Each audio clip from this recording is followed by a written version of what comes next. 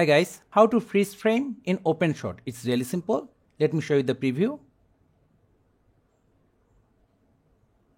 So we have our sample project on. If your interface do not look like mine, go to View, Views, Advanced View.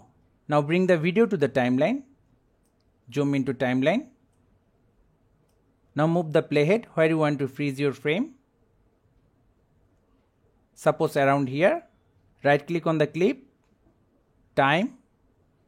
Freeze. How long you want to freeze your frame. Suppose for 4 seconds. Now if we play it. See. Our video is freezed for 4 seconds. To reset the freeze timer, go to the first keyframe. Right click. Time.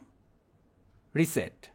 But we still have our keyframes. To delete them, go to left side. You can see that these keyframes are for volume. Right click, remove keyframe.